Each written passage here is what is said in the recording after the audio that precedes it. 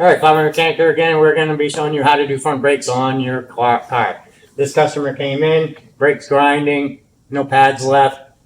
Rotors are all chewed up, so we're going to be replacing the rotors, pads, and the calipers. Also going to show you a super easy way to bleed these out. When you're just replacing calipers, it's super easy. So let's go ahead and get right into this video. All right, so we got all our new brake parts here.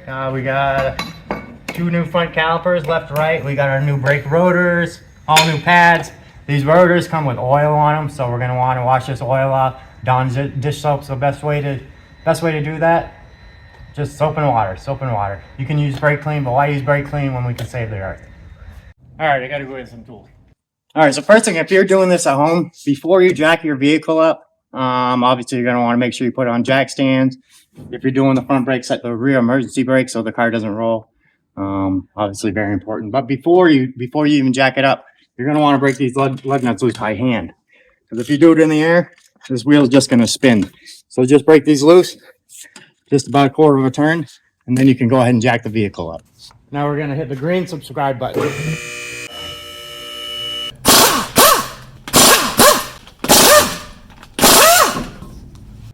All right, so once you get it off the ground, all the lug nuts off, you're going to want to, the side you're working on, you're going to want to turn the wheel all the way like this.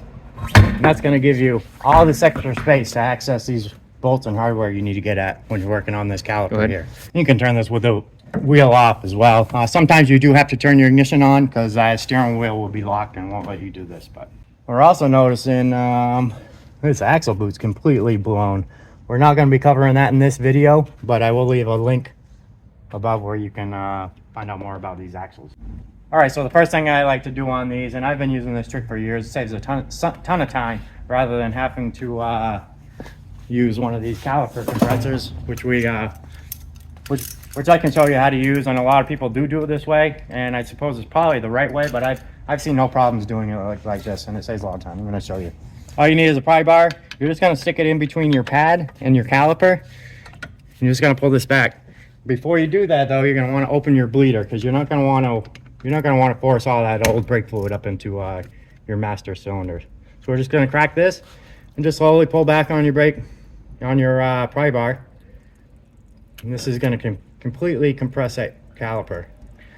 So you're not fidgeting around, you're not holding this thing, you're not pulling on the brake cable. I mean, everything's bolted up right there, easy to work on. You know, things aren't flying around, and there we go. Our caliper's all compressed. We're going to go ahead and close up our bleeder. Now this thing would be, once we get it apart, we don't have to compress that caliper, we'll be all ready to go back together. All right, so one mistake that, probably not a very common mistake, but I've actually seen a customer put their rear brake rotors on the front of their vehicle along with their rear brake pads.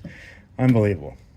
Another crazy thing I've seen is a customer actually drove so long that when this brake pad was grinding so long that it actually wore this whole front part of the disc off, and it was all the way into the fins. Oh crap. All right, we're going to go ahead and get this caliper removed. We're going to take off these 2 slide bolts right here. These ones are 14 millimeter. And then when you remove this caliper, you don't want it just to hang by the brake hose here because that could damage it. So what we're going to do is we're going to grab the hook and we're just going to hang it from the top of here.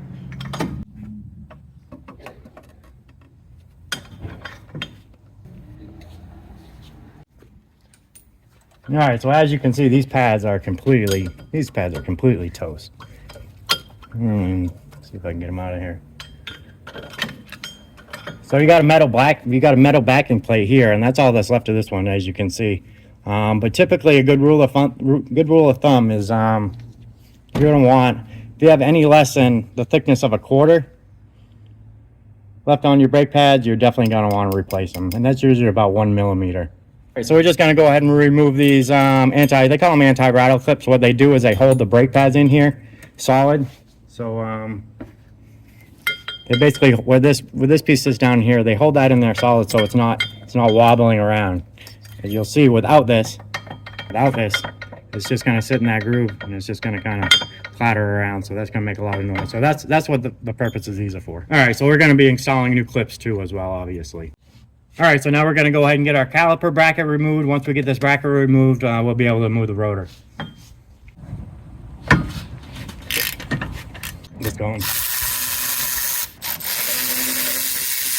All right, so this is our old bracket here, and obviously, especially if you're in a rust belt, these pad surfaces where the pads ride, they usually get a lot of buildup of rust and debris. So you're gonna want to, if you have a sandblaster, that's ideal. You can get these nice and clean. Otherwise, just take a wire brush and a file. I mean, if it's real bad, sometimes you have to take a file, put it in there, get these all nice and clean. You're gonna want to do that before you put these anti-rattle clips in there. All right, so now we got the caliper bracket off. So we got to get this rotor removed. In this case, this one's actually already loose, but in a lot of cases they aren't. If that's the case, you're probably going to want it. You can, I mean, you got to take a plastic hammer, or just lightly tap on the back of this. You don't necessarily want to hit on the front of here, because you run the risk of damaging your stud, and you also run the risk of damaging your hub bearing here. So you don't. So if you can avoid hitting this with a hammer, you definitely want to do that. On this rotor, there's actually screw holes. So what you would want to do is find a screw. Obviously this screw is not going to fit, but you want to find a screw to screw in here and just screw it in. And and it has two holes on both sides. What that's going to do is it's going to force this rotor off without without doing any damage to anything here. So if that's an option, definitely use that option. And as you can see, this rotor is totally trashed. I mean, the inside isn't grinded yet, but you can see it's all grooved. It's all hot. It's got hot spots all through it. So this rotor got really hot. So obviously we have to put new rotors on this vehicle. Before we install the brake rotors, you always want to make sure this hub's nice and clean. This one's not bad at all. Just like the rotors came off nice and easy. We can apply some anti-seize on there if you wanted to. But honestly, we're from Vegas. We don't get any rust, anything like that. So these cars, it's honestly a pleasure to work on cars out here versus rusty cars. So we got it easy out here in Vegas, but if you are working on a rusty car, you want to make sure these are really clean. If they aren't, it's going to make your rotor warp. You're going to get a brake pulsation. It's going to shake when you brake. So definitely want to make sure you do that. Okay, so we got our brake rotor on here. What you're going to want to do is just take one of these lug nuts and just hand tighten them. So what this is going to do is it's going to prevent this rotor from wobbling around when you're trying to put this new brake caliper and pads on here. All right, so we got our new brake caliper and our brake caliper bracket. So we're just going to take these slide bolts out, disassemble that, and we're left with our bracket here. If you aren't installing new calipers, you're always going to want to lubricate these caliper slides. You can see these ones are already nice and greased up. And there is an orientation to these. See how this one has a rubber on the end of it, and this one does not. You don't want to get these mixed up. So when you take it apart, make sure you kind of make a mental note of which one goes where. All right, so first we're just going to snug down these by hand. Then you're going to always want to come back and tighten these with a torque wrench. There's two reasons why. And I've seen this mistake made plenty of times by mechanics. You're going to want to come back and torque them after. And the reason for that is basically a lot of guys will put these in hand tight. They'll get moving along or they'll get distracted by something. They'll come back. They're going to look at it. It's going to look like it's in there, but it's not actually tight. Customer come back a week later with their caliper flopping around inside their wheel. So if your caliper bolt comes loose, luckily your wheel is on here to save it from falling off. What happens is the caliper will usually swing back a little and get jammed up in here, and this is what it will do to your wheel. All right, so we're going to go ahead and install our hardware, or our anti-rattle clips, I would call them.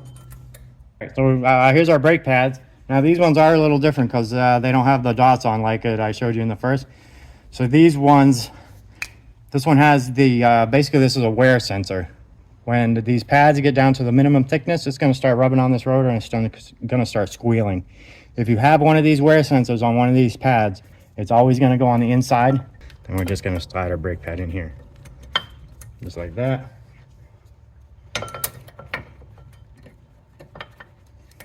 So there we have our brake pads installed. We already have backing plates on these on both sides. That's what's going to reduce the vibration between the caliper and the pad. That's supposed to stop these from vibrating. And if you get yourself a good quality pad, you want to get a nice ceramic pad, definitely spend the extra money to do that. You're not going to have to worry about all that stuff.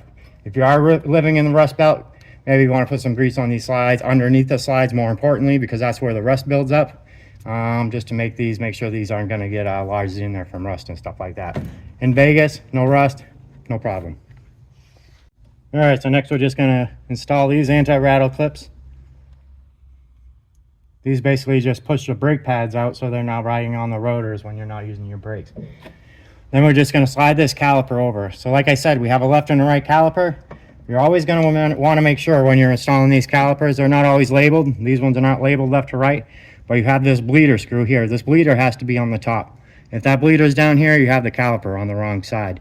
Because when we're done with that, we're going to have to open this bleeder and get all the air out. In order to get all the air out, all the air is going to travel up to the top of this caliper. If the bleeder's on the bottom, there's no way we're going to get all that air out. So make sure you have the bleeder on the top, providing you have it up there, you're good to go. Now we just need to disconnect our brake hose from our old caliper. And this is probably going to make a mess, so you're going to want to have an oil catch pan underneath.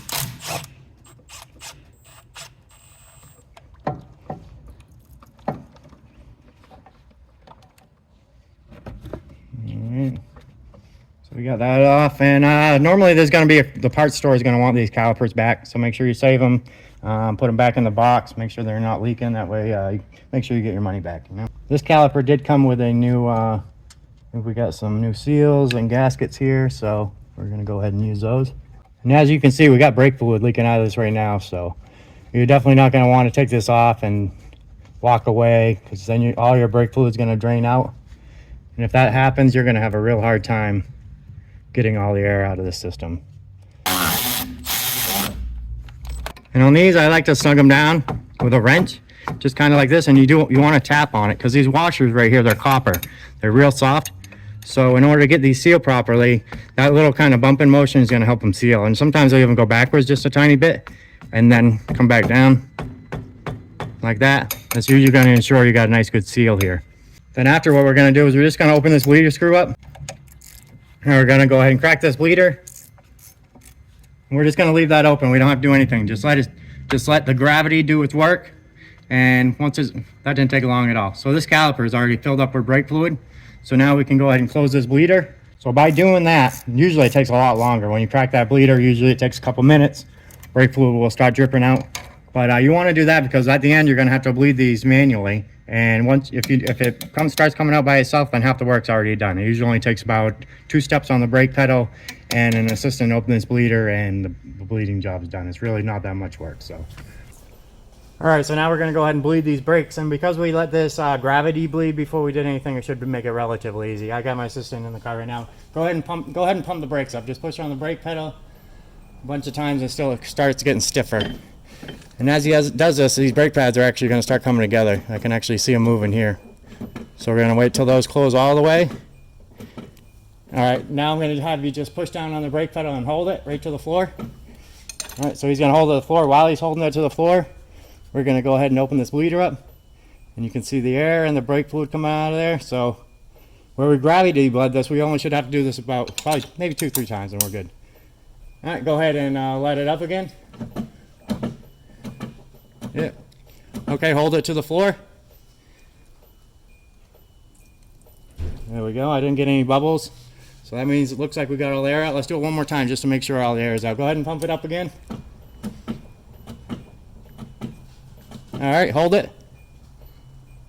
And we're looking for air coming out of here. And I didn't see anything, so we're good. That's all there is to bleeding these brakes. All right, so we got this brake job all done. All we got to do is put the tires on.